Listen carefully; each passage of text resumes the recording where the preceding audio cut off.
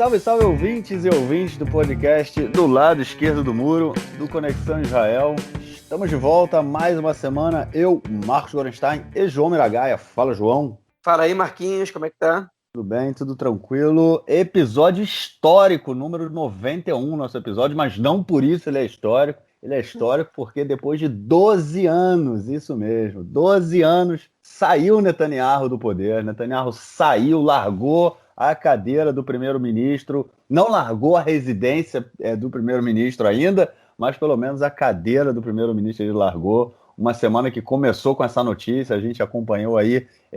Enfim, muita coisa aconteceu em torno disso e a gente, obviamente, vai comentar sobre toda essa questão da troca de governo, que a gente já vem comentando algumas semanas, né? E muitas outras notícias. Vamos, então, sem enrolar muito, passar para o nosso primeiro bloco, para a gente falar justamente da entrada do governo, da queda do governo Netanyahu. Bom, na verdade, eu acho que eu terminei mal, né, a introdução, porque não tem que falar da queda do governo Netanyahu, tem que falar da chegada do governo da mudança no domingo, no final da noite, no início da noite, entre 8 e 9 da noite, tomou posse, foi aprovado o novo governo de Israel, sob a liderança de Naftali Bennett, com 6 cadeiras. O partido dele teve 6 cadeiras nas últimas eleições, representando 5%. Na verdade, teve 7. 7 teve um que saiu, exatamente. Foram teve 7 um que não topou entrar para o governo. Um que não topou entrar para o governo. Então está com 6 cadeiras, isso representa 5% do parlamento. 5% do parlamento. Teve governo de Israel aí na época do Ben-Gurion, até o governo Bibi com mais de 25% do parlamento. Teve do governo do Ben-Gurion, né, da época do Mapai e do Mapam, que chegou aí a mais de 50% do parlamento, um partido só. E agora a gente vê um bloco de partidos, né? Nem o Marar, mas o máximo que chegou, se não me engano, foram 56 cadeiras o Mapai teve nas eleições de 49, que é ali 48%, né? Isso. Um negócio assim, talvez o Marar tenha chegado aí a 55 também, uma coisa assim, sim, é quase 50%. Agora a gente vê o Bennett com míseros 5%. Isso porque em 2019, no primeiro round aí dessas eleições, ele não passou a cláusula de barreiras, né? Não era para ele estar no parlamento, e aí por conta da não formação de governo, a gente teve aí todos esses rounds eleitorais e o Bennett conseguiu voltar, e agora, 2 anos depois, ele é o primeiro-ministro do Estado de Israel, pelo menos, né, aparentemente pelos próximos 2 anos. Vamos ver o que vai acontecer. Mas vamos então comentar aí sobre todo dia, né? Todo dia de domingo, que começou com primeiro, depois teve a troca do Yoshev-Rosh HaKnesset, né, que é o presidente do parlamento, vamos dizer assim, que agora é um representante do partido Yesh Atid, do Yair Lapid, e Miki Levy, né, se eu não me engano. E ele primeiro teve a votação dele, ele foi eleito, e depois teve aí a eleição para o parlamento, a eleição para o governo, né? O governo foi apresentado e os parlamentares votam, sim ou não. O governo entrou, o governo foi aprovado com 60 votos. E, enfim, muita tensão em torno disso, muita coisa aconteceu, e depois a gente viu aí, teve, né? Era para ter tido, pelo menos, o discurso do primeiro-ministro Naftali Bennett. João, foi um dia interessante, né? Porque teve muita coisa, acho que teve muita coisa envolvida, muito simbolismo. Eu acompanhei depois. Durante o dia eu não consegui ver, né? Eu só pela televisão, só estava ouvindo. Mas depois, no final da noite, eu fui ver todo o processo, né? Desde a eleição do Yoshev-Rosh, do presidente do parlamento, até a eleição do governo, a aprovação do governo. E isso no canal do Knesset, né, no canal do parlamento. Eu não sei se foram as mesmas imagens que os outros canais transmitiram, mas eu vi muita coisa interessante ali, depois eu comento. Começa aí então você, cara. As imagens eu vi também depois só. Na verdade, eu tive muito ocupado. Eu tive das 3 da tarde do domingo até às 8 da noite. Eu fiquei olhando, dava uma olhadinha no Twitter e no aplicativo do Haaretz. Também não consegui acompanhar ao vivo, só até às 3 da tarde, no início do tumulto. Depois eu tive que recuperar o retroativo, mas eu tive uma viagem longa de carro para casa. Então, logo depois que o governo estava jurado, eu escutei tudo no rádio, né? Eu tenho os sons do dia. As imagens eu vi parcialmente depois. Mas vamos fazer uma retrospectiva de todo esse processo, porque Na verdade, nunca, depois de uma eleição, foi tão complicado assim um governo, depois de assinar um acordo de coalizão, o suspense, a tensão para a formação desse governo. Isso nunca tinha acontecido em Israel. Realmente havia uma tensão sobre se esse governo ia ser formado, e os protestos dentro da Knesset para que esse governo exista também eram muito latentes, né?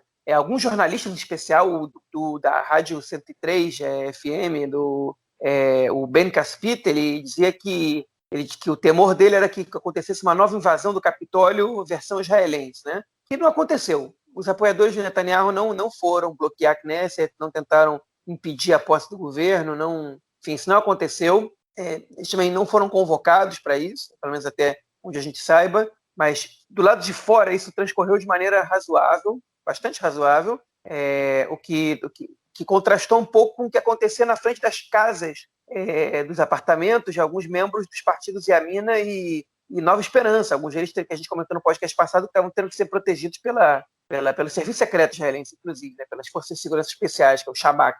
Mas, enfim, isso não aconteceu, as pessoas chegaram na Knesset e entraram na Knesset sem nenhum problema, exceto os que chegaram tarde, né? O dia já começou muito conturbado, porque, enfim, os acordos de coalizão foram sendo fechados na sexta-feira, no mesmo dia que a gente gravou o podcast na semana passada, e aí, enfim, na quinta de noite, na sexta, então, aos poucos, algumas pessoas foram sabendo que não iam ganhar exatamente os ministérios que queriam. Um caso desses foi do Eli Avidar, do Israel Nossa Casa, partido do Avigdor Lieberman. Ele ficou muito irritado, parece que teve uma reunião dele muito tensa com o Lieberman, de gritos para os dois lados. Houve a suspeita de que ele pudesse não votar a favor do governo. Ele foi bombardeado de mensagens por deputados do Likud para votar contra. Vota contra, a gente promete o mundo, Deus e o mundo aqui. Pode ser ministro não sei o que lá, não sei o que lá. Só que o Eli Avidar, ele pode ter brigado com o Lieberman por não ter recebido um cargo, ele pode ter achado que ele tinha uma importância maior do que ele teve. Foi oferecido para ele um ministro do Ministério ministro do Ministério das Finanças, o que não é a mesma coisa que ser ministro das Finanças. O ministro das Finanças é o Lieberman. É um segundo cargo. O Ministério das Finanças ele tem, vamos supor, 15% das suas atribuições separadas para um segundo Ministério das Finanças muito menor, e a ele ia ser dado esse cargo. E ele não quis, ele falou que isso era um cargo que não devia nem existir, que ele não podia concordar com o Ministério, que não devia existir, e que ele merecia mais. O Lieberman disse que não. E aí ele ficou irritado e houve essa suspeita. Só que quem conhece o Eli Avidar sabe que ele era um dos deputados mais presentes nas manifestações na frente da Balfour, da residência oficial do primeiro-ministro. Estão acontecendo há quase 2 anos para botar pressão no Netanyahu, né? Tipo, enfim, para a sociedade mostrando que quer que o Netanyahu caia, né? Ele não ia votar contra o governo que ia derrubar o Netanyahu. Ele pode agora agir de maneira independente, ele pode criar um partido dele, pode entrar para outro partido, ele pode fazer um monte de coisa. Mas votar contra o governo, o Likud achar que ia comprar o Eli Avidar dessa maneira, bom, eu acho que foi um erro muito grande dos deputados do Likud acreditarem nisso em algum momento, né? Depois a notícia que veio era que o parlamentar Said El-Harumi do RAM não ia votar a favor do governo. E aí ele foi bombardeado não só por deputados do Likud, como também por deputados dos partidos ultra-ortodoxos. O negócio é que para o Said El-Harumi, você não pode sair oferecendo ministério para ele, né? Porque ele, enfim, não vai conseguir se eleger sozinho se tiver outras eleições, né? Se ele muda sozinho de lado, não acontece nada. E se ele não muda de lado, enfim, se ele não ganha, ele não vai criar nenhum partido, enfim, não tem condição dele passar a cláusula de barreira. Eles tentaram bombardear ele, prometendo também, a gente vai tentar dar uma ajuda, vai te colocar para ser. Mas não tem muito como convencer. E ele, na verdade, essa não intenção dele de votar a favor do governo, na verdade, era um jogo de cena. Era ele que veio de uma aldeia beduína do Negev, e dizendo que ele não podia votar num governo do qual fazem parte membros da direita, que sempre fizeram um discurso contrários à legalização desses assentamentos beduínos, né, dessas aldeias beduínas. Mas foi um jogo de cena, porque ele também não votou contra, né? O Mansur Abbas, do partido, ele tratou com ele e disse: você abstém, a gente vai fazer a votação passar do mesmo jeito, né? Mas você vai votar junto com a coalizão sempre que eu mandar, ok? Mas beleza, pode fazer média com a tua base. Foi isso que aconteceu, mas a gente não sabia na hora, na verdade. Algumas pessoas sabiam, outras pessoas não sabiam. Ninguém tinha certeza do que ia ser na hora. E ninguém tinha certeza se o Likud tinha conseguido comprar outra pessoa em segredo, né? Então a votação ela foi numa tensão desgraçada, porque já ia ser uma votação de 61 a 59, né? Esse 59 também, diga-se de passagem, não era certo. A lista unificada estava dizendo: vou votar contra, vou votar contra, vou votar contra, mas a lista unificada não queria ser o bloco que ia ser responsável pelo Netanyahu continuar no poder. Então, ficou aquela tensão no ar, o que vai acontecer? E aí a tensão, enfim, parecia roteiro de filme dramático, de tragicômico, né? Incêndio, obviamente, não foi um incêndio natural, vários focos de incêndio foram causados na região das montanhas de Eudá, próximo a Jerusalém, incêndio próximo a Havacélia de Sion, onde eu morei por 2 anos e meio, que é bem na estrada que liga Jerusalém a Tel Aviv. São incêndios causados por ataques terroristas, mesmo as pessoas estão botando fogo ali para poder assustar, é uma nova maneira de fazer terrorismo, agora no verão, que não chove. Tem alguns deputados, principalmente do Likud, que saíram mais tarde, que vinham de outras regiões do país, que de Tel Aviv e tal, tinham que cruzar a estrada de Tel Aviv para Jerusalém, não conseguiam, estavam atrasados para chegar. Um desses atrasados era o Itamar Ben-Gvir, também do Partido Sionismo Religioso, que estava no norte, sofreu um acidente de trânsito, teve ferimentos leves, se recusou a ir para o hospital porque tinha que chegar para a votação. E foi. Né? Enfim, tudo correu bem, todo mundo chegou na votação, pelo menos para os discursos, com exceção de uma deputada que estava internada no hospital por ocasião da recuperação de um exame, né? A deputada Emily Moatti, do Partido Trabalhista. Todo mundo chegou lá para os discursos. Bennett começou a falar e ele começou a ser atacado, começaram a gritar contra ele, não deixaram ele falar. Ele fez um discurso bem meia-boca, discurso que não contribui muita coisa para nada, ninguém no mundo, nem Israel, nem no mundo, nem na Knesset. Mas a verdade é que no início foi difícil escutar ele. Naquele momento, o presidente da Knesset ainda era o Yariv Levin do Likud. Yariv Levin pediu uma rara posição dele, enfim, politicamente correta, pediu silêncio, ameaçou expulsar quem estivesse atrapalhando. Aí, enfim, quando a situação foi insustentável, os membros do sionismo religioso, depois de gritar muito, se retiraram do plenário, né, para boicotar o discurso. Os deputados do Likud calaram um pouco a boca, depois de bastante tempo, e o Bennett pôde fazer o discurso dele.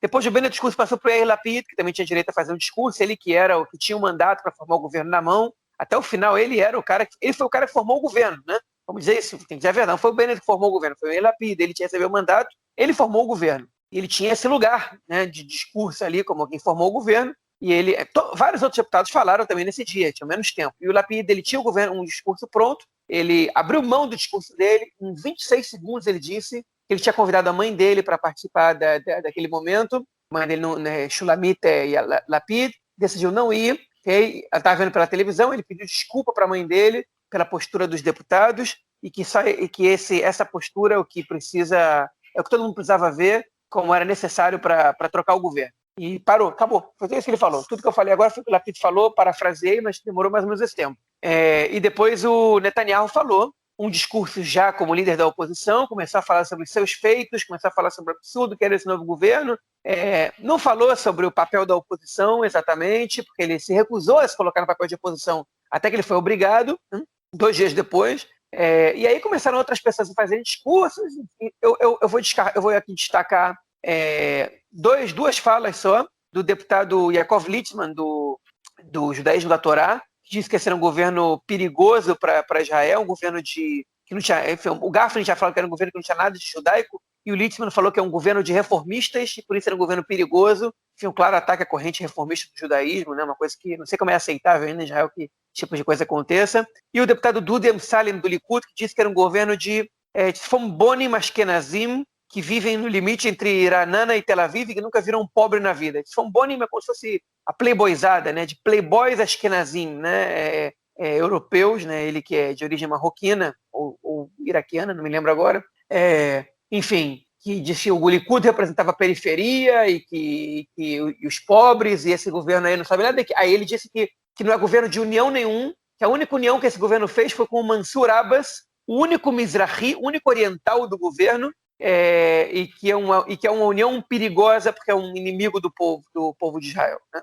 Assim, foi um discurso pesado, né?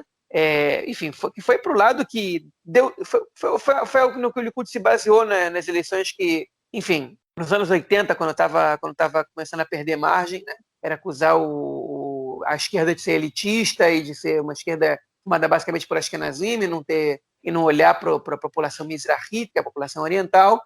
Só que o Dudi Amsallem fez esse discurso depois do governo ser formado. Ele se baseou numa foto que a gente até publicou no Twitter, né, dos líderes dos partidos reunidos, e é verdade, 7 dos 8 líderes são Ashkenazim, e só um não é, que é o Mansur Abbas, né, que é árabe. Não contrasta tanto assim com os últimos governos do Netanyahu, não, é importante a gente dizer, né? Inclusive, com isso, você pega os 8 primeiros nomes do Likud, você vai ver ali que tem 6, 7 Ashkenazim também. Então, não contrasta tanto, não. Mas, enfim, o discurso cola, né? Enfim, o Duda Amsalem, todos esses discursos que a gente falou, do Duda Amsalem, do Littman, de outras pessoas, o pessoal do sionismo religioso não pôde falar, porque eles resolveram voltar para o plenário e eles foram proibidos. Quando o parlamentar ele se retira do plenário, ele só pode votar na hora da votação. Ele não tem mais direito à voz. Ele não pode mais falar. Porque se ele boicota o direito à voz de outro parlamentar, ele perde o direito à voz dele. Então, o pessoal do sionismo religioso, na hora do discurso, quis discursar, e aí eles foram proibidos. Não pode, cara. Você não conhece a regra? Não pode. Então, eles tentaram fazer da Knesset uma shchuná, como diz em hebraico, né? Fazer circo, né? E não conseguiram fazer até o fim, né? Puderam voltar só na hora de votar. E aí, junto deles, na hora de votar, chegou a deputada Emily Moatem, do Partido Trabalhista, numa ambulância, ela saiu numa maca protegida, só para levantar a mão na hora da votação. E o mais interessante é que se ela não tivesse votado ali, não tinha governo, porque, enfim, 60-59 é considerado um governo de minoria já, e é o mínimo que um governo pode conseguir, né? E para isso, você precisa de deputados que não votam na Knesset, não é nem que se abstêm, é que não votam. E o que aconteceu foi que na primeira leitura, na verdade pode ter uma abstenção, pode ter, mas na primeira leitura, a lista unificada, ela se retirou do plenário para não votar, e aí, porque eles também não queriam se abster, né? Eles se retiraram para ver qual ia ser o resultado da votação. Porque se a votação tem 59-56, eles sabem que eles não podem votar contra. A 56 não, perdão, a 54. Eles sabem que eles não podem votar contra, né? Ou a 53, no caso. Então, eles olharam para ver quanto saía, para ver se tinha pelo menos 60 para o governo e no máximo 53 contrários, para que eles pudessem voltar para o plenário, para as outras sessões e votarem. Isso é muito comum. Deputados que saem, e aí, para perceber se o voto deles vai ser decisivo ou não, para uma votação que eles são a favor de que a votação seja positiva, mas eles não podem votar positivo para não contrariar a sua base, e aí, muitas vezes, essa postura ela não é conhecida, mas aí os deputados da lista unificada, na segunda sessão, quando viram o resultado 60-53, eles perceberam que só um deputado dos 61 se absteve, que foi o caso do Said El-Haroumi Duram, e aí eles voltaram e votaram contra nas sessões seguintes, que deram 60-59. Né? Então, a mensagem da lista unificada foi o seguinte: se precisar, a gente está com vocês. Okay? Agora, a gente não sabe quando, né? Enfim, nesse primeiro momento, a gente não vai ser responsável por Netanyahu continuar no poder. Mas isso não quer dizer que a gente não vai derrubar o governo no futuro. Depende do governo. Então, a lista unificada está dando um voto de confiança para esse governo aí. Né? E o eleitorado árabe sabe disso. Porque eu acho que eles pesaram ali no que o eleitorado árabe acredita, e inclusive saiu uma pesquisa no Canal 13 na semana passada, de que 66% do eleitorado árabe é a favor de que o partido árabe forme o governo, né? Faça parte do governo. E 50% dos eleitores da lista unificada são a favor de que o partido árabe forme o governo. A lista unificada não está entrando no governo e nem está apoiando o governo de fora. Mas eles entenderam que um passo deles ajudando o Netanyahu a se manter no poder, eles vão pagar um preço muito caro para isso. E eles vão ter agora um tempo que eles vão ter que reconstruir a sua confiança perante a sociedade árabe, e eles entenderam que eles não podiam votar contra. Enfim, o governo foi aprovado, depois foi aprovado o novo o novo presidente da Knesset, festa em Tel Aviv, protesto em Jerusalém, o deputado Amir Ohana foi participar dos protestos na Praça Paris, em Jerusalém, né? Enfim, na Praça Arábia, em Tel Aviv, muita festa, né? Muitos memes, né? Um meme mais engraçado da semana foi de uma mulher de esquerda que publicou: não ficava tão feliz assim desde que o Bennett não passou a cláusula de barreira, que isso aconteceu nas eleições de março de 2019, ou abril de 2019. Eu ri muito, retuitei, comecei a seguir essa pessoa que eu não conhecia, que tinha pouquíssimos seguidores, continua tendo. Enfim, mas achei muito, muito bom, muito boa sacada dela, né, que mostra que a esquerda ela não gosta do Bennett, mas ela gosta ainda menos de Netanyahu. Então, enfim, está aí satisfeita com isso, fazendo festa com esse governo. Bom, foi isso que aconteceu. Assim foi votado o governo. Agora, mais adiante, a gente vai falar um pouco mais sobre os desafios deles, ministérios, cerimônia de passagem e tudo mais. Bom, eu só queria fazer, antes da gente entrar na questão dos ministérios, das trocas de tudo, né, fazer uns comentários que, assim, no momento em que o novo governo foi eleito, né, quando a organização do parlamento ela é muito interessante, né? Porque assim, o primeiro-ministro ele fica sentado de frente para o presidente do parlamento e do lado dele ficam os principais ministros, né? Geralmente os ministros do gabinete e tudo mais. E o Bibi ficava ali na cadeira de frente, né? Pro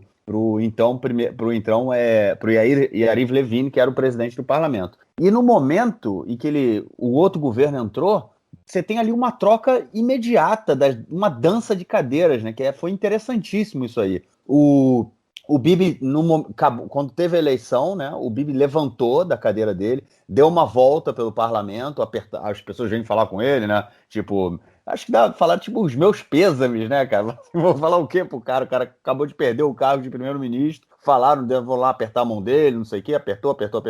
Ele voltou pra cadeira. E aí, nisso, o Yariv Levin veio, falou alguma coisa no ouvido dele, tipo, meu amigo, você perdeu a cadeira. Ele levantou e teve que ir para a cadeira que estava sentado o Yair Lapid, que era, então, o líder da oposição. E ali ali é uma coisa sensacional, né? Essa imagem, né, de você ver o cara que foi primeiro-ministro por 12 anos, né? Ele deixa a cadeira de primeiro-ministro e ele recebe a cadeira de líder da oposição. Tipo, imediatamente, tipo, cinco minutos depois dele ter perdido o cargo de primeiro-ministro. Aquilo para mim ali foi tipo, caiu a ficha, entendeu? Tipo, opa, alguma coisa aconteceu aqui. Foi muito interessante ver isso, até porque ele sentou no lugar do Lapid, ele passou pelo Bennett, ele cumprimentou o Bennett, ele não cumprimentou a Ayelet Shaked, inclusive o programa humorístico Eretz Nederet, eles mostraram, né, porque a Ayelet Shaked estava sentada do lado do Bennett, e aí ela levantou para falar com o Bibi, tipo, ignorou a presença dela, e ela, tipo, ela levantou e saiu do lugar para não parecer que o Bibi deixou ela no vácuo, né, cara? E aí ela deu uma volta, tipo, sem ter o que fazer e voltou para a cadeira dela. E aí no programa humorístico eles riram pra caramba disso, foi engraçado. E depois o Bibi foi sentar na cadeira do Lapid, eles se cumprimentaram. E o Lapid catando ali os papéis dele da onde ele estava sentado, e o Bibi se sentou assim. Foi uma cena impactante, na verdade, porque mostrou ali muita coisa que realmente ele não só perdeu a cadeira dele no parlamento, mas ele, depois de 12 anos, perdeu muita informação, né? O cargo de primeiro-ministro está rodeado de informações que a gente não pode nem imaginar quais são, e a partir daquele momento ele não teria mais acesso, não teria mais direito a ter acesso àquelas informações. E esses 3 minutos ali que foram desde que ele perdeu a eleição até que ele se sentasse na cadeira do líder da oposição, foi ali muito impactante para mim. Foi interessante ver aquilo enquanto um ritual de passagem, né? Legal. Bom, mas enfim, no dia seguinte estava marcada aí. Não, aconteceram as trocas dos ministérios, né? Antes disso, eu só queria fazer um comentário sobre tudo que o João falou do discurso do Bennett, da gritaria, não sei o quê. Aquilo ali me chamou muita atenção porque é o retrato do que se tornou majoritariamente a sociedade israelense nos últimos 12 anos, né? Muita gritaria, muita violência, ninguém quer escutar, uma cultura baseada na força, né? A gente aqui fala birion, né? Na agressividade, na força, nessa coisa, tipo... E aquilo ali foi o retrato, né? Tipo, não deixar o primeiro-ministro eleito falar, né? Fazer um discurso. E foi impactante também, porque eu falei, bom, agora eu estou entendendo aonde a gente está, né? Foram 12 anos de governo Bibi, 12 anos onde essa cultura ela foi alimentada, né? Tanto dos ultra-ortodoxos, né? Que também tem eles usam, né, a sua força de forma muito violenta, né? Nem sempre é agressão física, mas é uma violência muito grande contra as instituições do Estado, contra a população secular, né? Contra o respeito aos outros, né? Que vivem junto com eles dentro dessa sociedade aqui israelense. E tudo o que aconteceu nesse domingo aí, para mim, foi um retrato muito claro que me fez entender também, não que tenha me feito entender, mas me mostrou, né? Foi assim, tipo, o retrato realmente da sociedade israelense. Bom, aí no dia seguinte, como eu estava falando, estava marcado aí a troca dos ministérios. Quase não aconteceram cerimônias, foi uma coisa muito... toda essa passagem de um governo para o outro foi uma passagem muito anti-estadista, vamos dizer assim, não foi nada muito republicano. O governo do Likud e dos partidos ultra-religiosos simplesmente eles largaram tudo e falaram... E ainda muitas vezes quando teve troca de ministérios, alguns dos ministros falaram: eu espero que esse governo caia logo. Ou seja, mais uma vez, tipo, nada muito pensando no país como um todo, mas pensando no seu clã, no seu eleitorado, em quem eles representam, né? Não é uma atitude de um país, é uma atitude de eu estou representando ali o meu grupo, e é o que acabou, e é o que estava fazendo sentido ali. Enfim, não teve foram alguns ministérios, no Ministério da Saúde teve uma troca, né, que foi o deputado do Likud, Yuli Edelstein. Ele era o ministro da Saúde e passou agora para o Nitzan Horowitz, do Meretz, e foi uma troca bem estadista, os dois se cumprimentaram, riram, enfim, foi uma troca bem legal, mas de uma forma geral foi bem intenso, quando aconteceu, foi uma coisa bem intensa. Mas já tem um monte de desafios aí esse governo, né, João? Mas enfim, fala aí dessa troca de ministérios e de como isso aconteceu também. Sobre a troca, acho que você já falou tudo. O que eu vou focar um pouquinho agora enfim, em alguns projetos que já foram apresentados sobre alguns ministérios, né? Eu li todos os acordos de coalizão, daqui a pouco eu vou divulgar no Conexão, no texto, né? Resumo, que eu não queria, enfim, traduzir tudo, é pouco interessante também, tem muita coisa repetitiva, tem coisas que não são muito relevantes para o leitor que não está muito familiarizado com tudo que acontece aqui. Mas eu quero destacar alguns pontos só nesse acordo de coalizão sobre como é que vai ser formado o governo daqui para frente e dois comentários sobre alguns ministérios que a gente já viu que vão acontecer. Primeiro de tudo, bom, vocês sabem, até setembro de 2023, Bennett primeiro-ministro, a partir dali, Yair Lapid primeiro-ministro. Quando Bennett enquanto Yair Lapid ele é primeiro-ministro substituto, não é a mesma coisa que vice-primeiro-ministro, existe um vice-primeiro-ministro, mas que não é o Lapid, e também esse vice-primeiro-ministro ele é pouco relevante, não é a mesma coisa que ser vice-presidente no Brasil, por exemplo, é um cargo diferente. O primeiro-ministro substituto ele tem poderes muito parecidos com o primeiro-ministro, ele tem condições de trabalho parecidas também, mas enfim, e ele é a pessoa que troca o primeiro-ministro. Nesse caso eles combinaram, quando o primeiro-ministro não está, o primeiro-ministro substituto é quem substitui o primeiro-ministro. O Lapid, além disso, ele é ministro das Relações Exteriores. Quando eles trocarem, o Bennett vai assumir o Ministério do Interior, porque num acordo que fizeram, uma pessoa do enfim, Guidon Sar vai assumir o Ministério das Relações Exteriores, e aí ele, que é ministro da Justiça, agora vai passar o Ministério da Justiça para a Ilha de Chaquet, e ela vai passar o Ministério do Interior para o Bennett. Vai ser um passa para o outro aí. Enfim, foi um acordo que fizeram para a Ilha de Chaquet ficar satisfeita com o cargo que ela vai receber. Os acordos de coalizão, na verdade, eles são feitos entre o Yesh Atid e cada um dos outros partidos. Né? Só no acordo do Yesh Atid com o Yamina está escrito o que o Yesh Atid recebe, né? Os ministérios que eles recebem e algumas das exigências deles. O governo vai ter 28 ministros, um número muito alto de ministros, mas ainda são menos que os 36 ministros do último governo. Né? Só que um governo com 28 ministros e 61 deputados, né? E, na verdade, se a gente considerar que o URAM não recebe nenhum ministério, um governo com 28 ministros e 57 deputados, né? Vocês fazem as contas aí, não sobra nem 30 para atuarem nas comissões da Knesset. Né? Perdão, não sobra nem 30, sobram 29. É um número muito pequeno de deputados para assumir as comissões, subcomissões, enfim, já a Knesset são as 15, 20 comissões, a grande maioria fica nas mãos do governo, né? Enfim, você tem que não só ser presidente das comissões, mas tem que participar das comissões, e os ministros não podem, enfim, então é uma situação muito complicada, e aí o governo ele também lançou mão de uma lei que todos os partidos que compõem essa coalizão atual criticaram, que é a lei norueguesa, que é a lei que permite que, se o sujeito é ministro, ele pode renunciar ao cargo de deputado para que outro deputado do seu mesmo partido assuma, né? E ele continua podendo ser ministro. Né? É importante dizer, em Israel é muito pouco comum na história, foram casos muito de exceção à regra, que pessoas que não são deputados exerçam cargos de ministros. Ou seja, ministros são cargos de parlamentares. Né? E o governo anterior do Likud, com o azul e branco, ele criou essa lei norueguesa, né? Que você tem direito a renunciar e tantos deputados podem assumir. Eles fizeram um tikkun, uma emenda nessa lei. Só 2 deputados por partido podem renunciar em virtude da lei norueguesa, né? Ou seja, para serem ministros, e e aí você, enfim, você amplia um pouco as bancadas desses deputados, e o Meretz já tiveram 2 que renunciaram, o Partido Trabalhista, um só renunciou até agora, eles estão vendo se querem que 2 renunciem ou não, porque, enfim, eles não concordam 100% com essa lei.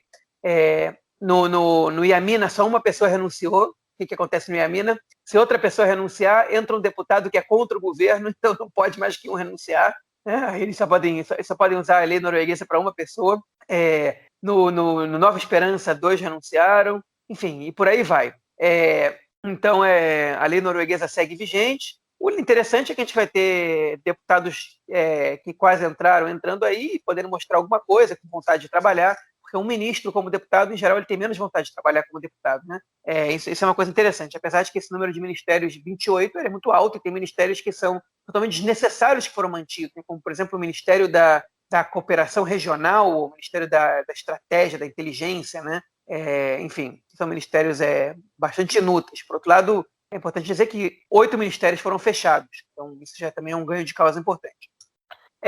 Enfim, o orçamento tem que ser aprovado em até 145 dias depois do governo ser formado, okay? E é a única possibilidade do governo cair e o Bennett continuar como primeiro-ministro durante o período transitório entre o governo, o governo cair e as eleições, né? Porque quem está responsável por tocar o orçamento, né, é o Israel Nossa Casa, é um partido que faz parte do bloco do Yesh Atid. Essa é uma coisa interessante no acordo de coalizão. Existem 2 blocos. Existe o bloco Yamina e o bloco Yesh Atid. O bloco Yamina é formado por 2 partidos, Yamina e o Nova Esperança. Eles têm 12 deputados. O bloco Yesh Atid é formado por 5 partidos. Yesh Atid, Azul e Branco, Israel Nossa Casa, Meretz e Partido Trabalhista. O RAM não é de nenhum bloco. Hein? O bloco Yesh Atid, ele é formado por um total de, para fazer as contas, 45 parlamentares. Isso, 44 parlamentares. 44 parlamentares. Em algumas situações, os blocos têm que atuar de maneira paritética. Por exemplo, no Gabinete de Segurança Nacional. Tem que ter a mesma quantidade de membros dos 2 blocos. Apesar de que um bloco tem 12 deputados e o outro tem 44. Então, praticamente, os únicos representantes do bloco Yesh Atid no Gabinete de Segurança Nacional são os líderes dos partidos. Com exceção do Omer Bar-Lev, que é um deputado do Partido Trabalhista, que é ex-militar, ex-coronel do Exército, e um cara muito ligado à segurança, que é o ministro da Segurança Pública também. No Yamina, o Yamina tem 3 participantes nesse gabinete, o Nova Esperança tem 2, né? E os outros partidos têm 1. Inclusive o Azul e Branco, que é o partido, enfim, que teoricamente coordena esse gabinete, né? Na verdade, ele é coordenado pelo primeiro-ministro, mas o ministro da Defesa é do Azul e Branco, né, que é o Benny Gantz. Enfim, essa é uma situação bastante complexa. Tem outras situações também que eles exigem paridade, né? Em algumas votações, algumas nomeações, e por aí vai. Em algumas situações, o número ele é dividido de maneira igualitária, tipo, cada voto é um voto, né? Em outras situações, alguns partidos exigem coisas que no acordo de coalizão estão pré-determinadas, em outras não. Por exemplo, o Meretz e o Partido Trabalhista exigem os acordos de coalizão que nenhum outro partido é somado à coalizão sem a autorização desses partidos, né? Ou seja, o Meretz e o Partido Trabalhista têm poder de veto. Se hoje eles querem botar o Likud na coalizão, supor que o Likud troque de líder, esses 2 partidos têm que aprovar essa entrada. Se eles não aprovam, mesmo que a maioria do governo aprove, nenhum outro partido pode ser somado à coalizão. Enfim, tem várias outras questões que vocês vão conhecer depois que eu divulgar essa tradução, ou quem sabe a Hebraico já pode procurar, está tudo divulgado na internet, né? E poucos são os ministérios que já apresentaram projetos, né? Eu destaco 3 deles, né? E 3,5. Né? O Ministério da Educação, a ministra Yifat Shasha Bitton, que era, enfim, a gente falou bastante sobre ela era presidente da Comissão de Corona da Knesset no último mandato. Ela é agora ministra da Educação, ela é número 2 do Nova Esperança, e ela é doutora em educação, uma pessoa gabaritada para isso, é um ministério que ela quer há muito tempo, se ela vai ser boa ministra ou não, se o projeto dela é bom ou não, isso é político, cada um pode concordar ou discordar, mas uma diferença dela para os outros ministros, em especial para todos os últimos ministros de educação que o país teve, é que ela assumiu o ministério com um projeto, e ela já exige, já no acordo de coalizão, por exemplo, passar as creches públicas para crianças de menos de 3 anos, que são poucas, né? Que estão hoje sob controle do Ministério do Bem-Estar Social e do Trabalho,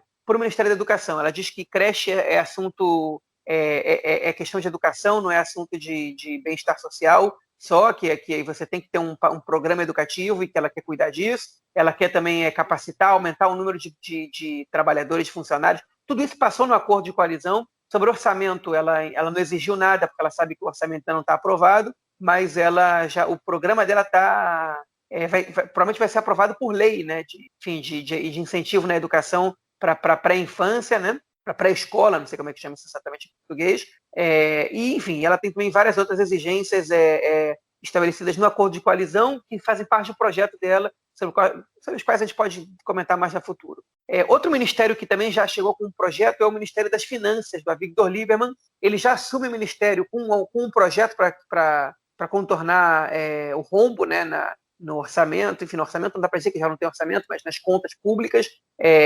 Ele promete, no primeiro momento, não aumentar impostos. Ele está trabalhando, junto com a Estatuto Ovdim, com a principal central sindical de Israel, um aumento do salário mínimo, mas ele também quer fazer cortes em salários de agentes públicos, em específico dos que ganham muito dinheiro, né? Enfim, ele sabe que no primeiro momento ele não vai poder aumentar impostos, ele também está estabelecendo uma nova relação com os profissionais do Ministério, com os que são concursados, né, que foram muito maltratados pelo Israel Katz no último mandato. Ele, inclusive, mudou a maneira como ele chama essas pessoas. O Israel Katz chamava eles de pkidim, que é funcionário, né? E o Lieberman chama eles do setor profissional do Ministério das Finanças, que é uma alcunha muito mais, que valoriza muito mais as pessoas, muito mais positiva, né? Que é como eles gostam de ser chamados, setor profissional. Vocês têm um setor político e um setor profissional. E você tem que escutar a gente, enfim, que é interessante. O Ministério da Construção Civil, ele apresentou já um projeto de construção de 300 mil moradias subsidiadas, né? Não é exatamente um projeto, mas é uma coisa que passou no acordo de coalizão. Outras coisas passaram no acordo de coalizão, ok? A gente está comentando aqui só parte que eu achei mais interessante. E o Ministério enfim, o Ministério da Construção Civil está nas mãos do Zevelkin, do Nova Esperança, e o Ministério do Meio Ambiente, que está nas mãos da Tamar Zandberg, do Meretz, né? Já começou com uma polêmica. Ela não apresentou projeto ainda, mas ela já escreveu um post gigante dizendo que esse é o ministério mais importante do país, pelos desafios que a nossa geração está passando com as mudanças climáticas e por aí vai. Mas ela está exigindo que o Estado reveja o acordo que fez, o acordo de normalização de relações que fez com os Emirados Árabes Unidos, porque ele prevê, e era um tópico escondido, secreto do acordo, que a própria ex-ministra do Meio Ambiente, Ghila Gamliel, não conhecia e se revoltou quando soube. Existia um tópico secreto no acordo que prevê a construção de um petroduto que vem desde os Emirados Árabes até Israel, na verdade até a Europa, passando por Israel, para que o petróleo pudesse chegar na Europa, né? E o petróleo, como a gente sabe, é uma fonte que é responsável por gases com efeito carbono, né? Que destroem a camada de ozônio, que são responsáveis pela aceleração do aquecimento global, do superaquecimento global, e ela disse que vai trabalhar para retirar esse tópico do acordo, né? Enfim, e aí esse tópico já foi interessante, porque alguns membros do Likud estão dizendo, olha só como é perigoso esse governo, vai cancelar um acordo de paz que a gente fez tão importante e tal, e aí de repente fala, pô, peraí, o acordo não foi de paz por paz? Né? Não tinha sido esse o acordo que o Netanyahu estava vendendo? Então quer dizer que eles compraram Israel para fazer esse acordo, né? Que Israel está na verdade que Israel está pagando para eles para fazer esse acordo, então se esse tópico caiu, o acordo cai? É assim que funciona? Não era um acordo de amizade, de paz por paz? Enfim, mas se ela for em frente com essa ideia, realmente o acordo pode cair ou pode sofrer danos, enfim, acho que não é difícil o acordo cair, não é difícil ela conseguir cancelar esse item do acordo. Mas, enfim, eu só queria comentar essas questões que foram comentadas essa semana, e mais para frente a gente vai comentar, mas o governo está começando agora, e outras coisas vão aparecer no meio do caminho. No próximo bloco, a gente vai comentar sobre um ministério especial, que é o Ministério da Defesa, da Segurança Pública, que esteve envolvido num caso específico essa semana. Bom, vamos então aí para o próximo bloco para a gente falar dos desafios que esse governo já enfrentou nos seus primeiros dias. Bom, o primeiro deles aí foi a famosa Marcha das Bandeiras. A gente comentou no último episódio, fazendo aquela recapitulação super rápida. A Marcha das Bandeiras acontece no Dia de Jerusalém, né, onde milhares de judeus ortodoxos modernos, vamos dizer assim, para evitar uma discussão que aconteceu na página do Conexão, eles marcham com bandeiras de Israel por Jerusalém, pela cidade velha de Jerusalém, pelo bairro muçulmano de Jerusalém e da cidade velha, gerando sempre muita tensão, muito conflito. Para que essa marcha aconteça, a população palestina de Jerusalém Oriental ela é proibida de acessar a cidade velha, são montadas barricadas, elas não conseguem nem se aproximar da cidade velha, e no dia da Marcha das Bandeiras, a Marcha das Bandeiras desse ano, ela não aconteceu, ou na verdade, ela não aconteceu com o percurso previsto, por conta do início aí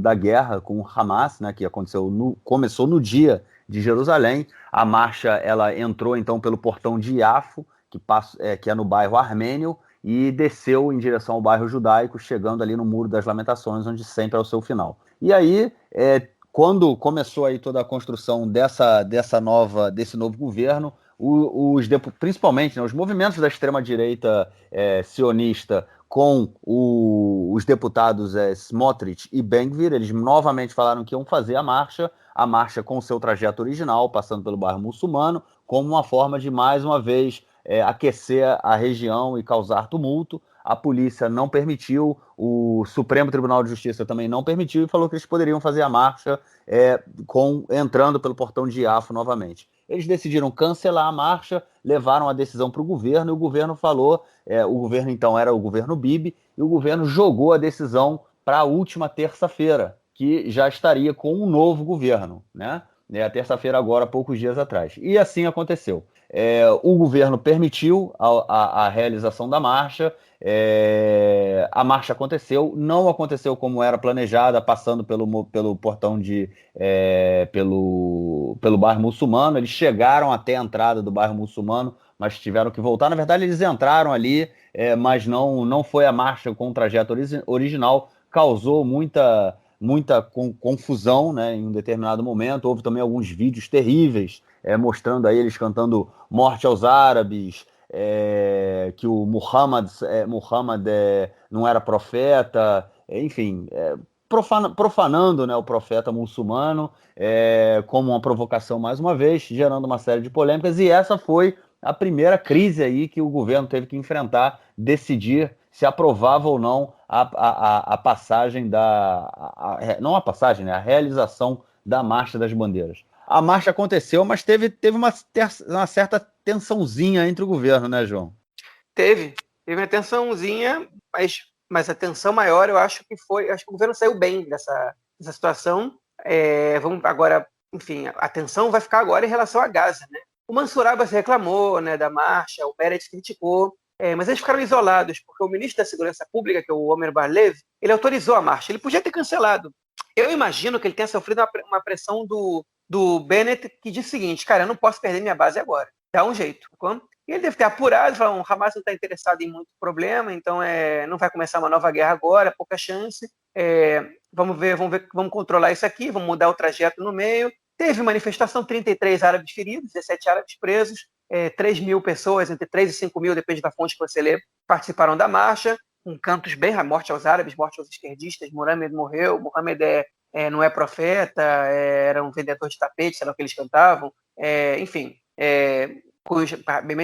realmente racistas e agressivos e violentos. Não sei por que dão espaço para que essas pessoas façam marchas, né? Se essa é para ser a marcha das bandeiras que mostra que a gente tem soberania sobre Jerusalém, imagina, enfim, que tipo de soberania é essa que a gente quer ter sobre Jerusalém, né? Uma soberania racista, mas enfim. Marcha aconteceu, as manifestações violentas na Cisjordânia não foram muitas, nas outras cidades de Israel também não foram muitas, pelo menos a polícia cancelou aqui, acontecer em Lod também, e aí conseguiu evitar mais confusão em Lod. E em Gaza, o Hamas não soltou foguetes, mas soltou balões incendiários para queimar as plantações. Muitos balões incendiários, né? Israel, o que aconteceu? Israel, no dia seguinte, foi lá e bombardeou Gaza. Na mesma noite, na verdade. E bombardeou Gaza e disse: agora qualquer balão que vocês soltarem vai ter resposta. A gente não é igual ao último governo, não. A gente vai lá e responde. Um governo fraco, em geral, ele tem que mostrar força, né? Um governo que está bem estabelecido, que conta com confiança da população, principalmente com a da direita, ele pode deixar passar os casos desses, que isso não vai afetar o governo eleitoralmente, pelo menos de uma maneira geral. um governo fraco, um governo um líder de direita, bastante de direita, e formando um governo com a esquerda e com os árabes, tem que mostrar força. Então o Bennett não só quis mostrar força dizendo a marcha vai acontecer, como se de Gaza soltam os balões incendiários, que não é foguete, ele vai lá e bombardeia Gaza. O que aconteceu ontem de noite, de ontem para hoje, Gaza bombardeou Israel, teve a sirene nos lugares ali na região ali do Otefaz, né, da região que está em volta da faixa de Gaza, né? E aí o que esse governo vai ter que fazer? Vai ter que cumprir com a palavra, né?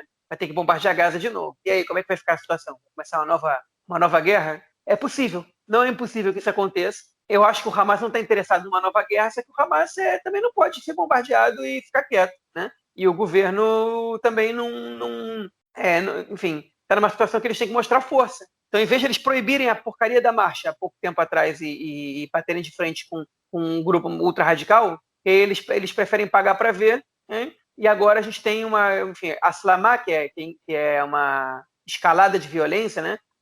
Aqui em hebraico se diz que todo mundo sabe como começa, mas ninguém sabe como termina, né? O governo resolveu dar o primeiro passo para que essa escalada começasse, e agora eles vão colher os frutos. Eu digo que a oposição do Likud, projetos de lei, contradições internas, nesse primeiro momento, não vão derrubar o governo. Mas um conflito com Gaza pode derrubar o governo. E isso, enfim, é um risco que o governo está correndo no momento que o Hamas não está interessado, né?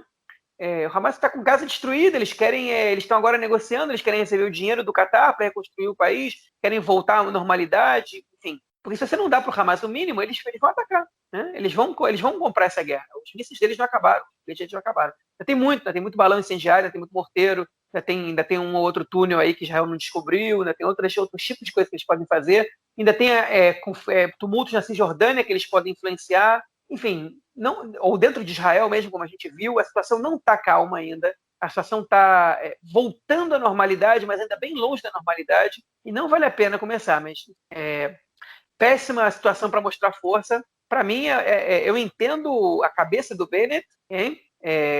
Enfim, obviamente que eu não concordo, porque eu não estou do mesmo mapa político que ele, mas acho que estrategicamente ele foi burro nessa situação, ele foi pouco inteligente, ele não percebeu que isso pode dar fim à carreira política dele uma semana depois de ele ter virado primeiro-ministro, né? Ele pode contar com o Meretz, o Partido Trabalhista e o URAM se dobrando a coisas a exigências que eles não estariam dispostos nunca a se dobrar. Ele não pode contar com o Hamas fazendo isso. Enfim, e essa foi esse é o primeiro teste de fogo, literalmente, do governo, e ele ainda não passou desse teste. Bom, eu achei muito interessante tudo isso que aconteceu, né? Porque realmente o governo conseguiu reprimir de forma tranquila a qualquer tipo de movimentação ao redor da cidade velha, né? Houve, como você falou, né? Houve ali confronto e prisões, mas enfim, foi muito menos do que aconteceu há poucas semanas atrás, né, o que também gerou aí ao início da guerra, e o que vinha acontecendo no período do Ramadã, a gente viu aí uma mudança, mas me chamou muita atenção também porque o movimento Shalom Arshav essa semana, ele publicou alguns tweets falando que há 4 pessoas hoje que eram do movimento, já foram da organização e hoje são parte desse governo, tentando mostrar aí alguma esperança de que alguma coisa fosse feita. E uma dessas pessoas era o Omer Bar-Lev, né, o ministro aí da Segurança Interior, e que foi quem permitiu a realização da marcha. Então eu tentei ver se no Twitter, alguma postagem, né, do Shalom Arshav, né, do Paz Agora, também falando aí sobre essa questão, mas não encontrei nada, mas foi bem interessante. São tensões que vão ser criadas aí o tempo todo, né? Mas enfim, a gente tem um governo, é uma coisa interessante também que saiu em jornais na Europa, né? Falando que Israel continua tendo um governo de direita, né? Eu acho que isso é importante deixar claro. Os partidos de esquerda entraram aí, eu discordo da Tamar Zander, como você colocou no bloco anterior, né? Falando que é o principal, o Ministério do Meio Ambiente, é o principal ministério em função disso. Aí ela quer vender o peixe dela para fazer crescer, mas vamos com calma, né? A gente tem muitas coisas também prioritárias aqui. É óbvio que o Ministério do Meio Ambiente é fundamental, Mas a gente também tem outras Mas não é, coisas que... não é o primeiro-ministro, não é o Ministério do Meio Ambiente da China, nem dos Estados Unidos, que Pois são os é, né, países cara? que mais Pois poluem o é, né? mundo, né? Exatamente, né? A gente tem coisas aqui que estão à frente aí do Ministério do Meio Ambiente e todos os ministérios, né, que têm uma força muito grande, eles não estão sob controle dos partidos chamada da esquerda, né? Então, pelo menos são do centro ou da direita. Bom, vamos a outra tensão aí também que foi criada essa semana para o governo, que foi o começo, o início da discussão da lei de união familiar, né, que é uma lei que ela tem que ser renovada de tempo em tempo, que ela prevê a união ou não, né, de famílias que vivem em Israel e na Cisjordânia.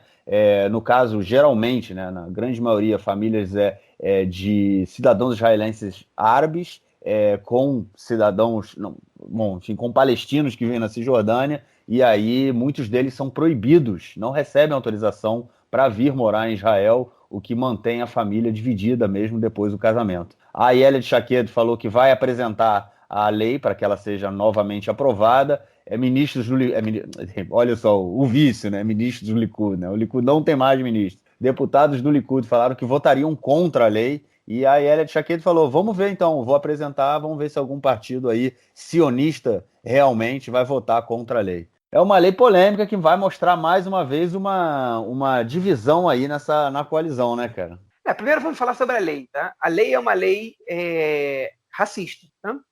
Não tem outra palavra para se referir a essa lei, ok? Porque ela é uma lei que ela proíbe somente aos palestinos, okay? Um direito que se dá a qualquer outra pessoa que se casa com cidadão israelense, né? Que é de ser aceito, que é de poder viver em Israel. Você não ganha cidadania de cara, mas você poder viver em Israel, né? Por que existe essa lei em relação aos palestinos? Porque Israel teme que muitos casamentos entre cidadãos árabes israelenses e palestinos façam com que muitos palestinos passem a viver nas fronteiras desse lado aqui da linha verde, do lado esquerdo do muro, e que se desequilibre demograficamente a maioria judaica que tem em Israel.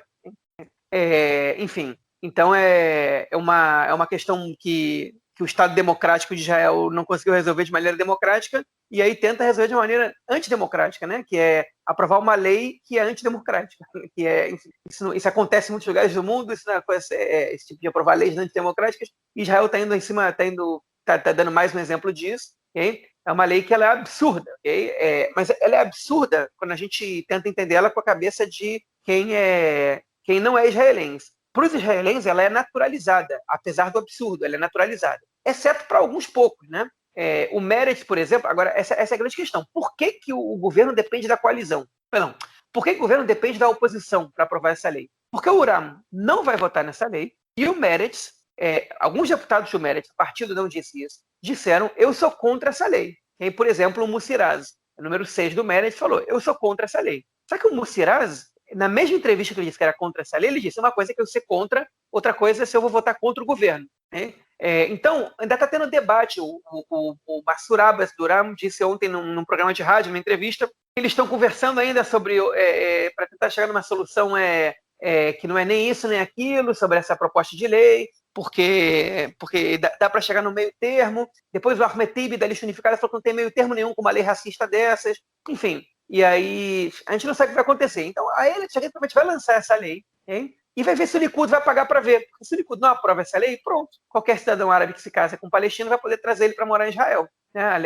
O Bagath vai ter que decidir. O Bagath vai decidir com base na norma do Estado, né? A norma do Estado é que cidadãos não israelenses que se casam com cidadãos israelenses podem ser residentes no Estado, né? Enfim, a gente sabe que o status dos palestinos é um status diferente, porque países que são inimigos de Israel, que não têm acordos com Israel, não existe. Você pode ter uma legislação especial, ainda que é bastante absurda. No caso dos palestinos, eles podem trabalhar em Israel, podem isso, podem aquilo, mas não podem se casar com israelenses e virar residentes, né? Isso não pode. Mas, enfim. Então, ela vai propor a lei e ela está pagando para ver se o Likud vai votar a favor ou não. E aí o Miki Zohar do Likud virou e falou assim: beleza, a gente vota a favor dessa lei se vocês votarem a favor da lei que legaliza assentamento. Só que no acordo de coalizão, eles se comprometeram a não tomar decisões sem consentimento da coalizão, que tem a ver com a questão Medini, que se fala em Israel, que é de acordo com palestinos. ou de construção de assentamentos, né? Então o governo, simplesmente o Yamina, o Nova Esperança, não podem simplesmente votar a favor dessa lei sem que o governo chegue num acordo sobre isso. Isso faz parte do acordo de coalizão. Okay? É uma cláusula bastante tipo, engessa essa questão de avançar. E é justamente esse o objetivo. Essa questão vai ficar engessada ali no tempo necessário, enquanto esse governo não tiver um mínimo de estabilidade. E o Likud que está fazendo, provocando. Né? E o Miki Zor disse, o deputado do Shas também disse, e o Netanyahu disse também numa reunião fechada, mas que as gravações foram divulgadas ontem nos jornais, nos telejornais. Eles disseram, o mais importante agora é derrubar o governo, não é aprovar leis que a gente quer aprovar. Né? Então, enfim, o Likud está nessa. Só que tem deputados do Likud, eles estão se sentindo bastante incômodos com a possibilidade de votarem contra essa lei. E aí, o que vai acontecer agora? Né? A lei vai ser aprovada ou não vai? Porque o Uram e o Meretz, eu acho que eles já aceitaram o seguinte, beleza, aprova essa porcaria dessa lei, a gente viveu sempre assim, tipo, a gente vai votar contra e aprova essa porcaria dessa lei. O Uram não vai ficar satisfeito, mas o Uram já está vendendo tanta alma para entrar nesse governo que não vai ser essa lei que vai tirar eles da coalizão. Okay? E aí o que a Elit está fazendo, ela está tentando fazer justamente o que o Likud está tentando fazer com eles, que é constranger o Likud. Seguinte, bom, vocês não são a direita? Aprova essa lei aí, vamos lá. E ela não tem nem o que fazer, a lei vai vencer, vai expirar, eles precisam aprovar a nova lei. Se não aprovarem a nova lei, a questão não vai ser resolvida. A lei da legalização do assentamento, ela pode daqui a 6 meses ser votada de novo, daqui a 6 meses de novo. Então, ela está jogando e vai constranger o Likud. Eu vou botar essa lei sem consentimento do governo e eu quero ver se vocês vão se negar a votar essa lei ou não. E isso vai dar problema no Likud, porque por mais que eles estejam querendo derrubar o governo, eu acho que essa lei vai passar. E algumas fontes internas do Likud já começaram a dizer, em off, que vão votar a favor da lei. Então, é a primeira vez que o Netanyahu vai ter que se indispor com a bancada do Likud. É óbvio que ele vai desconstruir a narrativa dele, que ele é a favor do Estado de Israel antes de qualquer outra coisa, e que ele sempre foi a favor da lei. E vai mentir na cara dura mesmo, porque é isso que ele sabe fazer, e vai construir a narrativa dele em cima disso. Mas o fato é que isso acaba sendo uma conquista do governo, né? Que é uma lei que está sendo proposta pelo governo e que o governo vai conseguir aprovar com os votos da oposição, se é que isso vai passar. Né? Eu acho que vai passar. Eu acho que nessa aí a Elia Tshaked está sendo inteligente. Ela não é boba, ela é bem esperta. A gente sabe disso, ela sempre foi. Ela tomou algumas lições na vida para aprender que o Netanyahu ele pode ser mais esperto que ela, e ela, enfim, descobriu que dá para ganhar dele. E dessa vez eu acho que ela vai ganhar. Pode ser que eu queime a língua, mas eu acho que não vou, não. Bom, e a outra questão aí envolvendo também esse governo outra polêmica, né, dessa semana, é que o Netanyahu ainda não deixou a residência do primeiro-ministro, ele continua em Balfour, continua fazendo reuniões em Balfour, recebeu aí nessa semana a Nikki Haley, que era a secretária de Estado americana na época do governo Trump.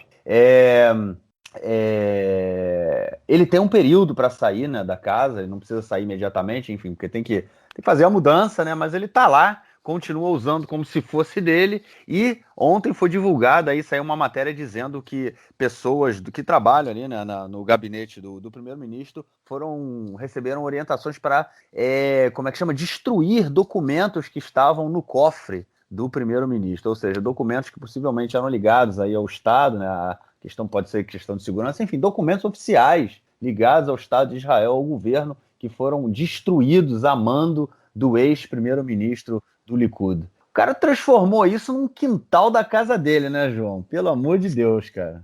Ele nega, né, que mandou alguém destruir qualquer coisa, mas as pessoas já estão dizendo, ele mandou, né? E é crime, isso é importante dizer. Eu tentei descobrir qual é a pena para esse crime e não consegui. Eu sou jurista. Ô, Marcelão, se você estiver escutando o podcast, manda para a gente uma resposta para essa pergunta aí. Qual é a pena para destruir documentos do Estado?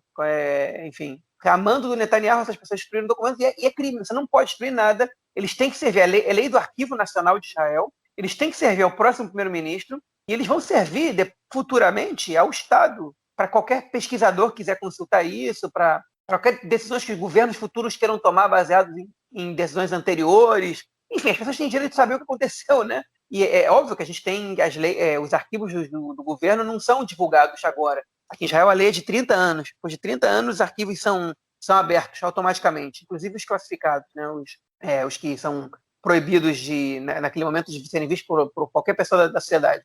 Mas ele destruiu a documentação, pelo que estão dizendo. a gente não tem certeza sobre isso, mas é muito provável. E ele continua morando na Balfour, né, na residência oficial do primeiro-ministro, o que é um erro que o Yair Lapid e o Bennett estão cometendo do ponto de vista simbólico. O Bennett decidiu que ele vai continuar morando na sua residência em Ra'anana, uma cidade que fica a uns 20 quilômetros ao norte de Tel Aviv, pertinho de onde eu moro. Ele tem 4 filhos, alguns deles estão, né, na idade escolar ainda, ele não quer tirar os filhos dele da escola, ele também não quer morar longe da sua família. Então, ele tem esse direito, ele pode transferir todo o aparato de segurança para sua casa, desde que a sua casa ofereça condições mínimas de proteção, ele conseguiu levar isso para lá, e ele não vai morar em Balfour. Isso não quer dizer que ele não vai usar Balfour, né, que é a residência oficial, para reuniões oficiais, né. Tem primeiros ministros que moravam em Balfour durante a semana e passavam o fim de semana em casa, como era o caso do primeiro-ministro Netanyahu, que mora em Queisária, né, sua casa em Queisária, um pouco mais ao norte, entre Haifa e Tel Aviv, vamos dizer assim, um pouco mais perto de Haifa. Queisária é Cesareia em português. O Rabin, por exemplo, ele também, mesma coisa que Netanyahu, ele morava na Balfour e passava o fim de semana no apartamento dele em Tel Aviv. Outras pessoas passavam a semana na sua casa e passavam o fim de semana na Balfour, né? Que é o que parece que o Bennett vai fazer. Mas ele não pode fazer isso agora porque o Netanyahu não saiu ainda de Balfour. A família dele também não saiu ainda de lá. Parece que o filho dele já está começando a sair. Agora, ele não tem mais direito a tudo que ele tinha antes, né? Ele tem que fazer as compras dele, né? Ele tem... alguns funcionários não trabalham mais para ele, né? Alguns sim, a limpeza, tudo continua funcionando para ele, mas alguns não. Ele tem que comprar sua comida com o seu próprio orçamento para comida, né? Não só ele tem que fazer as compras, como ele tem que usar o seu orçamento para comida, que, gente, é uma coisa que ele não faz há 12 anos. Sabe que eu escutei isso no podcast essa semana? O Netanyahu nunca usou um WhatsApp na vida, porque o WhatsApp não é seguro. Quando o WhatsApp foi inventado, ele já era primeiro-ministro. Ele nunca mandou um WhatsApp na vida, né? É um negócio absurdo. Os telefones dele eram todos criptografados, as mensagens que ele tinha que mandar eram mensagens específicas. Então, ele vai ter que aprender a viver num mundo que ele não conhece, né? 12 anos depois. Um negócio impressionante, né? Viver sem a segurança bizarra do Shabbat, enfim. Tudo isso ele vai ter que aprender, mas ele não quer deixar Balfour. E Balfour, ele transformou num símbolo para o Estado, né? Nem durante toda a história, Balfour foi a residência oficial do primeiro-ministro, passou a ser nos anos 70, se não me engano, antes era do ministro de Relações Exteriores, passou a ser do primeiro-ministro. Ninguém nunca deu tanta bola para essa casa, inclusive quando Netanyahu assumiu Balfour, eles mostraram que a casa estava num estado que não era adequado para ser a residência do primeiro-ministro, eles reformaram a casa, mostraram como uma casa muito humilde, não é uma casa bastante grande, bem confortável, e eles transformaram Balfour numa fortaleza deles, num símbolo, e é por isso que eles agora se recusam a sair. E o Bennett erra quando ele não reivindica Balfour, né? Quando ele não diz, eu vou morar lá. Nem que ele tenha que separar da família por um tempo, nem que diga, eu vou morar nos 2 lugares, eu aqui, minha família lá, e eu vou tentar encontrar com eles o máximo possível. É um erro, porque, enfim, a gente sabe o simbolismo, como ele fala alto nessa situação, né? Como o Netanyahu, os deputados do Likud continuam se referindo a ele como primeiro-ministro, dizendo que o Bennett é um primeiro-ministro ilegítimo, e se você não ocupa um dos símbolos e deixa o ex-primeiro-ministro ocupar esse símbolo, você começa a perder a guerra da narrativa, né? E o Bennett e o Lapid estão jogando errado, eles estão errando muito feio nessa situação, estão deixando o Netanyahu ganhar essa guerra da narrativa, receber visitas oficiais, como se ele fosse o primeiro-ministro ainda, né? E, enfim, ele não queria deixar a cadeira do primeiro-ministro na Knesset, ele também não vai querer deixar a residência oficial, né? E ele vai ter que deixar, mas ele devia ter sido forçado a deixar antes, porque os primeiros dias são cruciais para que consigam desvincular o Netanyahu do primeiro-ministro em si, do cargo de primeiro-ministro. 12 anos é muito tempo, ainda mais dessa maneira que ele está saindo. Ele não teve uma derrota cachapante, foi uma derrota que teve que ser costurada, e ele, apesar de que ele tinha tido outras 3 derrotas anteriormente, né, ou pelo menos ele não conseguiu vencer outras 3 vezes, ele ainda não perdeu exatamente, né, ele perdeu só agora, e ele se recusa a admitir a derrota, então essa derrota tem que ser imposta a ele com os meios que o Estado tem, né? E, enfim, e o Estado, na verdade o governo, está falhando. Bom, vamos então para o nosso próximo bloco para a gente falar de outras notícias aí de Israel essa semana. Bom, uma notícia rápida sobre o corona é que agora oficialmente nós estamos liberados de usar máscaras em lugares fechados, ou seja, podemos ir ao supermercado sem máscara, entrar no ônibus sem máscara. Inclusive, no dia em que isso caiu, né, que foi na terça-feira, eu tive que ir ao centro de saúde, né, ao Kupat Holim, para fazer um exame e cheguei de máscara. E aí teve uma senhorinha ali que teria sido a primeira a ficar preocupada, falou para mim, falou assim, não, meu filho, você pode tirar a sua máscara. Falei, mas eu sei, mas é meio estranho, enfim, não sabia ainda se podia na clínica, né, ficar sem máscara, mas enfim, tinha algumas pessoas com máscara, outras sem máscara, mas ontem eu fui ao mercado de noite e já vi que ninguém mais usa máscara em lugares fechados. Só em dois lugares, né? Só em 2 lugares está obrigado. Que é em lar de Colégio, né? idosos. Não, colégio não, também tá Colégio liberado. também liberou? Lar de idosos e avião. Eu não sei se é aeroporto também, mas avião é. Eu imagino que é aeroporto também, mas é só lar de idosos e aeroporto. E, obviamente, nos lugares, nos setores de doentes de corona de hospital, também se usa máscara. Sim. Bom, e só também uma informação sobre essa questão do corona. Eu vou xingá-lo, desculpa. Um idiota que chegou do exterior, ele aparentemente não estava vacinado, ele tinha que ficar em isolamento, que mora na minha cidade. Ele não ficou em isolamento, ele encontrou o filho dele em casa, né, em vez de ficar no quarto isolado, ele teve contato com o filho e ele estava com corona, passou corona para o filho foi para o colégio, passou corona para outras 10 crianças no colégio, ou seja, toda a turma, né, da criança foi colocada em isolamento, fizeram exames na criançada toda, mas enfim, por conta de um idiota como esse, que está sendo inclusive processado, há o risco, né, da cidade onde eu vivo ter aí algum tipo de regressão, espero que não. Bom, vamos então à nossa próxima notícia, envolvendo aí questões militares. O Exército essa semana informou que não vai mais invadir casas de palestinos em buscas de rotina. Eu sou meio cético com isso, João. O que tu acha, cara? Olha, quando o Tzahal anuncia uma coisa dessas, né, é porque provavelmente eles vão fazer, porque senão depois eles não fazem, eles vão ser cobrados por isso. Agora, se eles estão anunciando isso, é importante a gente dizer, muito provavelmente é porque eles têm outros métodos de conseguir o que eles querem, que não precisam invadir as casas, né? Então, os comentários do Aviv Kohavi, que é o chefe do Exército, né, das Forças Armadas, foram que eram métodos ineficientes, já não eram mais adequados ao momento que a gente vive, já não estavam mais ajudando e que a gente tem ferramentas melhores para isso, né? Agora é o seguinte, o Aviv Kohavi, que é o chefe do Exército, ele é um sujeito que ele é visto como um cara pragmático, correto e de esquerda também, né? Ele não gosta muito de que voltem até o passado dele, mas ele vem de uma família de esquerda, participou do movimento juvenil de esquerda, né? E ele, inclusive, alguns apontam ele como um possível líder futuro da esquerda, é muito carismático também, enfim, mas esse é outro ponto. E ele, enfim, ele então, acho que ele dificilmente mentiria num caso desses, ou usaria esse caso para fazer propaganda mentirosa.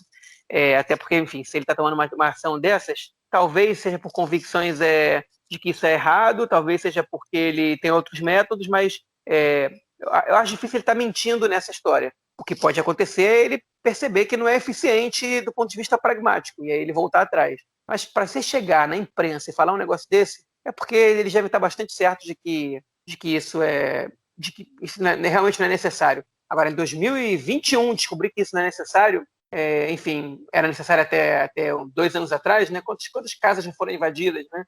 Quantas pessoas você não fez odiar Israel para sempre? Quantas casas você não deixou tudo bagunçado? Quantas humilhações você não impôs às famílias por causa disso? Enfim, se não era necessário, caramba, quanto tempo demorou para se dar conta disso, né? É exatamente por esse seu comentário que eu sou cético, cara. Não é possível que não perceberam em nenhum momento que não seja necessário, e não só isso.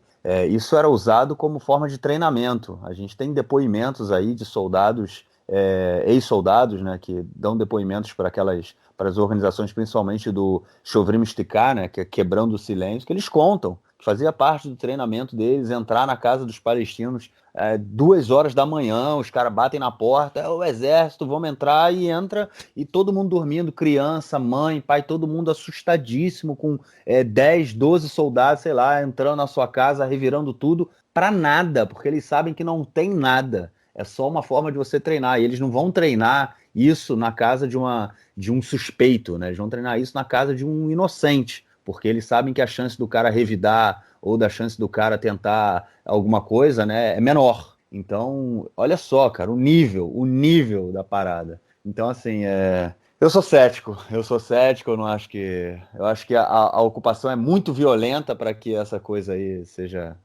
aconteça realmente. Mas enfim, e uma última notícia para a gente fechar esse bloco, uma notícia de última hora, quase uma breaking news, foi anunciado agora, saiu uma reportagem. João, você recebeu, você viu a do yNet, foi essa que você viu? Foi, não, foi que o furo quem deu foi o Nadav Eyal, repórter do yNet, do Canal 13. Então, pois é, eu recebi por uma pessoa a notícia do yNet. Enfim, que o governo sírio está procurando contatos aí com Israel, tentar alguma forma de. Eu não li a notícia ainda, eu acredito que você tenha lido, com o governo israelense. É verdade isso? Como é que isso funciona aí, cara? Se é verdade, a gente não sabe. O Nadav Eyal, que é um jornalista do yNet, do Canal 13, muito bom jornalista, diga-se de passagem, ele chegou a ele informações, fontes que o governo sírio procurou Israel para fazer contatos. Inclusive, no Twitter dele, ele publica essa notícia em inglês, pelo menos parte dela, para fazer contatos para que eles possam avançar em negociações que possam chegar a um acordo de paz. Okay? O que é uma situação totalmente inédita na história da relação entre Israel e Síria. Todas as vezes que Israel e Síria tiveram negociações, que já aconteceram algumas vezes, foi Israel que procurou a Síria. Essa é a primeira coisa que a gente tem que dizer. A segunda coisa, a gente tem que entender o contexto. A Síria, ela era membro, né, o governo Assad era membro do bloco do Irã, vamos dizer assim. A gente pode dividir o Oriente Médio em blocos, né? Mais recentemente, a Síria é parte do bloco do Irã, que é o bloco do qual fazem parte o Irã, o Hezbollah, parte agora o novo governo do Iraque, né? Não sei, na verdade, o novo governo exatamente não. Enfim, o Iraque é uma questão mais complicada. Os rebeldes do Iêmen, o Hamas, né? Que é um bloco, enfim, ligado mais aos xiitas, né?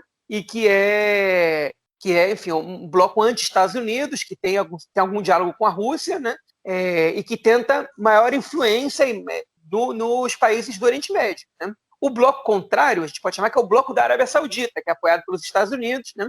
Do qual fazem parte, enfim, o Egito, né? A Jordânia, enfim, outros países mais, e do qual os Emirados Árabes Unidos, do qual Israel não faz parte, mas Israel está começando a fazer parte, né? Os acordos que Israel fez com o Bahrein, com os Emirados Árabes, eles são consequência de aproximações que Israel fez com a Arábia Saudita, né? Enfim, o governo Trump ele foi ele foi um catalisador para esse tipo de coisa acontecer. Ele queria criar um bloco mais consistente dos seus aliados do Oriente Médio também para poder sufocar o Irã, né? E ele conseguiu aproximar Israel de países árabes, inclusive assinar acordos de normalização, né? O primeiro deles, o mais importante, com os Emirados Árabes, né? E o Netanyahu ele surfou nessa onda e, enfim, tem seu mérito também, mas isso aconteceu. E essa aproximação de Israel com o governo da Síria, com o governo Assad, aconteceu ainda durante o governo Netanyahu. Não foi agora que o governo entrou no poder que isso começou, já estava acontecendo desde antes, okay? E é uma tentativa da Síria, a Síria que está começando a entender ou pelo menos na percepção do Assad, que eles não estão tendo grandes frutos sendo parte desse bloco do Irã, eles querem se livrar da interferência do Irã e do Hezbollah no país, okay? E mudar de lado nesse bloco e passar para o bloco da Arábia Saudita.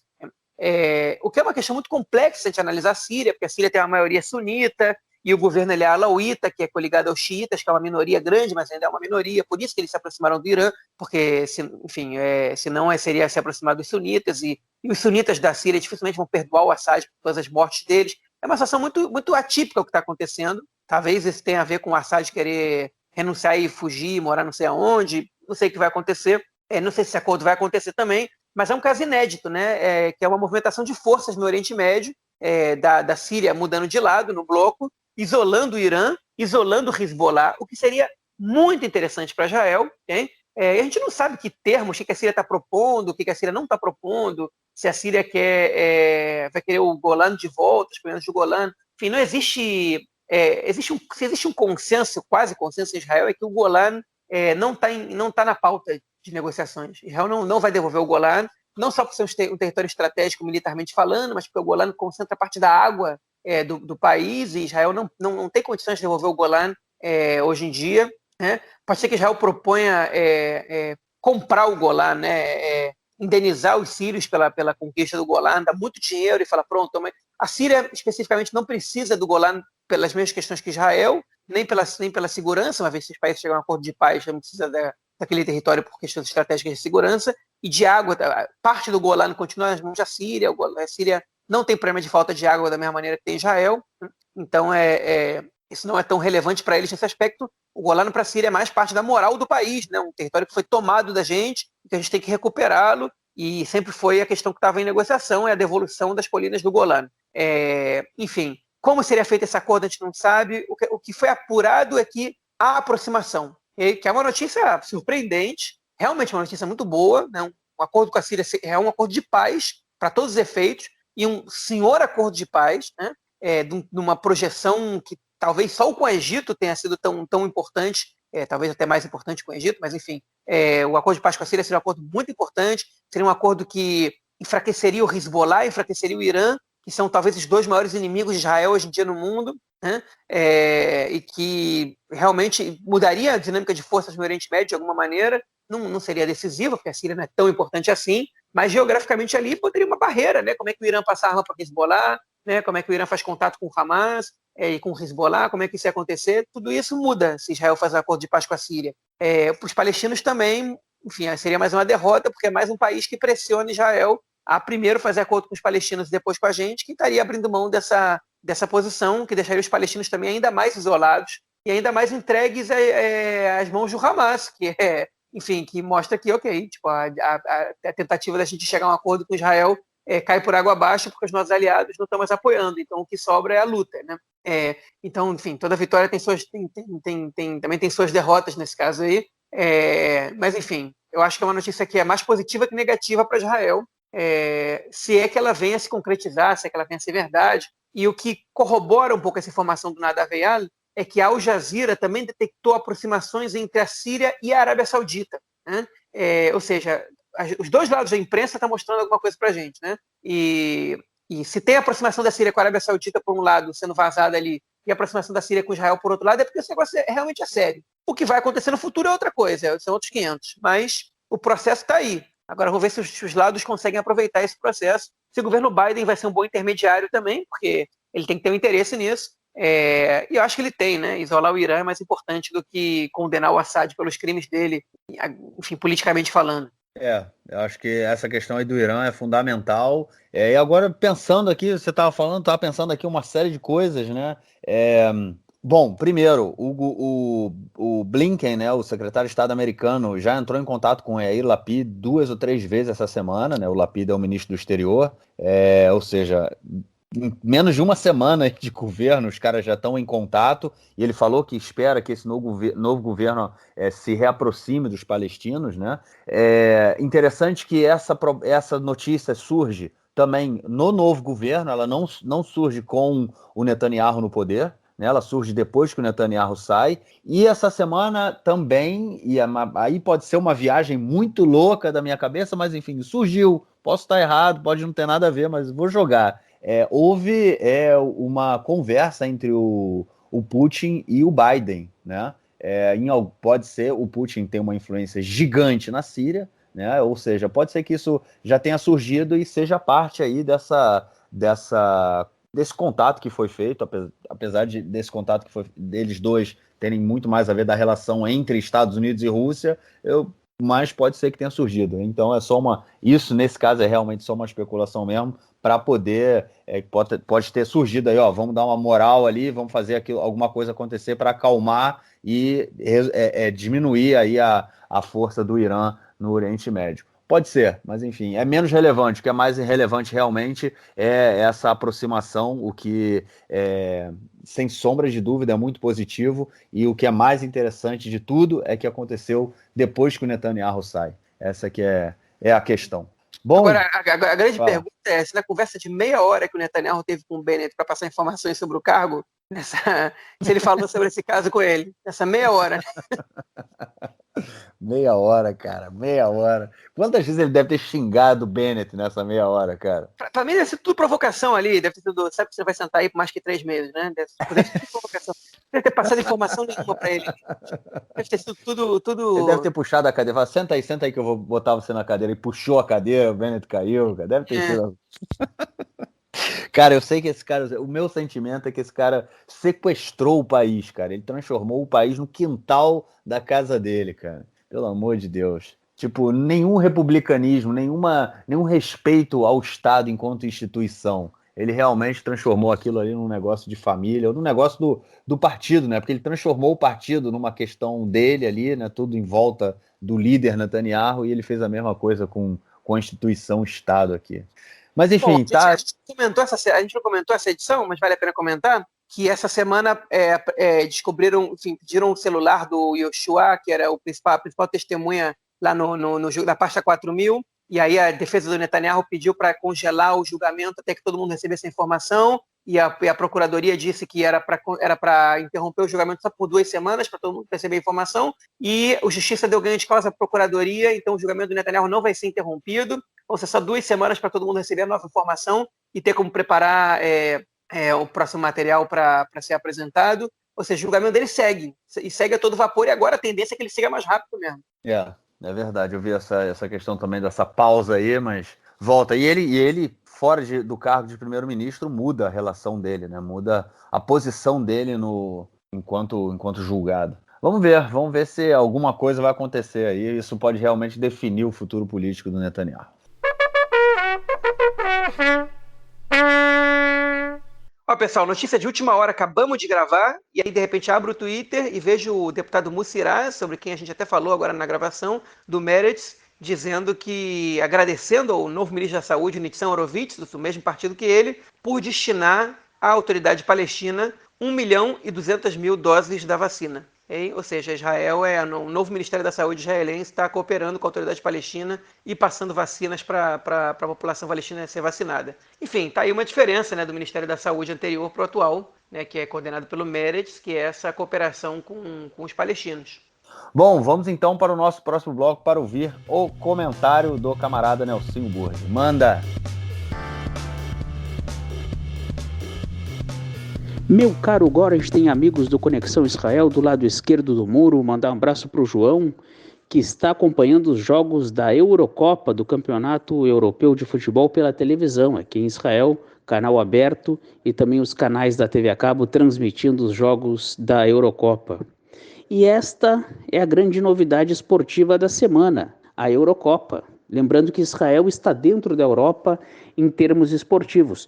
Infelizmente, Israel não se classificou. Israel caiu fora nas eliminatórias, como tem acontecido nas últimas edições. Nós vamos jogar uma eliminatória de Eurocopa, vamos com a esperança de classificar. Não classificamos, aí falamos, quem sabe na próxima. Isso tem acontecido sempre e aconteceu agora de novo. Quem sabe na próxima, porque nessa Israel não chegou até a fase de grupos, mais uma vez. Mas estamos acompanhando, assim como o João, os jogos pela televisão e vendo realmente jogos muito bonitos, muito interessantes, muito legais. Grandes seleções, inclusive teve um gol de Portugal aí que vocês podem procurar na internet, bola de pé em pé, realmente uma jogada muito bonita. É isso aí, um grande abraço. Valeu, Nelsinho, brigadão e te esperamos na semana que vem. João, algo mais a declarar ou a gente agora vai começar? Eu não falei, né? A gente está gravando no dia 18, sexta-feira, 10, tá acabando a gravação agora, 10 horas da manhã em ponto aqui em Israel. Então diz aí, João, algo mais ou a gente fica por aqui, cara? Podemos ficar por aqui, falamos muito já. Falamos muito. Eu tinha preparado uma, como é que era disso? Eu tinha feito um jingle de campanha para você, João, mas não era de campanha porque tu não tá em campanha, mas como é que era? Já sei. Peraí, calma aí. Se você quer saber tudo sobre Israel em primeira mão, não deixe de acompanhar o Twitter do João. Porra, aí gostou, não gostou? Foi maneiro, mas tu me deu uma responsabilidade agora aí. Virei jornalista aí, pô.